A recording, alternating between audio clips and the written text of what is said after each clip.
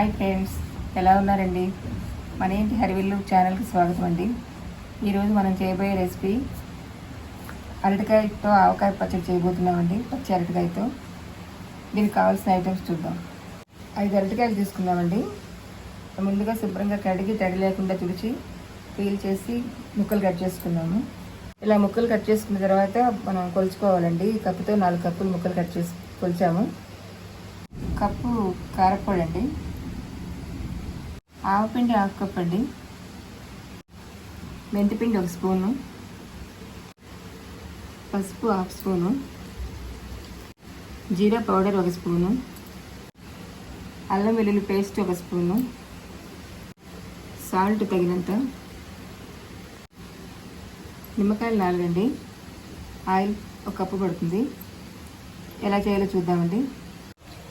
ముందుగా స్టవ్ వెలిగించి బాండి పెట్టామండి. 1 కప్పు ఆయిల్ వేసాను.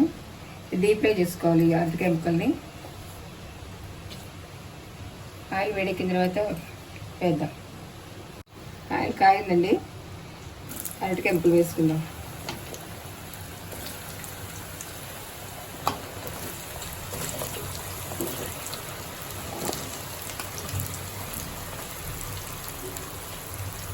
బాగా వేయించుకోవాలండి.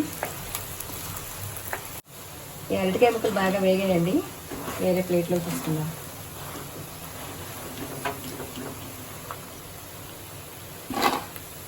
ఇదే బాండీలో అల్లం వెల్లుల్లి పేస్ట్ వేద్దామండి.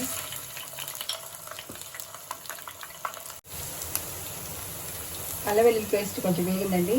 ఇప్పుడు కారపొడి వేసేసుకుందాం. స్టవ్ బంద్ చేస్తానండి. ఈ వేడికే వేగుతాయి చాలు. ఇంకా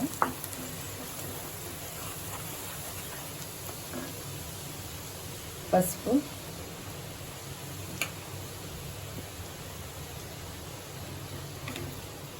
ఆవపిండి,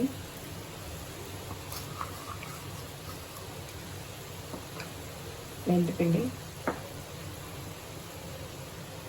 జీరా పౌడర్ ఇవన్నీ వేసి బాగా కలుపుకోవాలండి. సాల్ట్ కూడా వేసేద్దాం. చూసి వేసుకోవాలండి కొంచెం.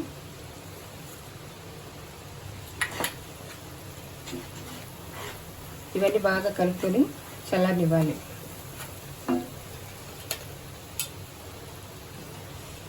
దీంట్లో ఈ ముక్కలు కూడా వేసేద్దాం.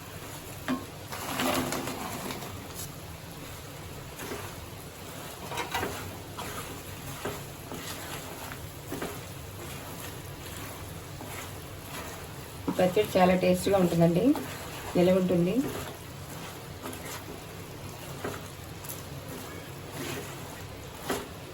బాగా కలుపుకున్న తర్వాత చల్లారివ్వాలండి. చల్లారిన తర్వాత మనం నిమ్మకాయ రసం తిందాం. పికిల్ చల్లారిందండి. మనం ఇప్పుడు లెమన్ పెట్టేద్దాం.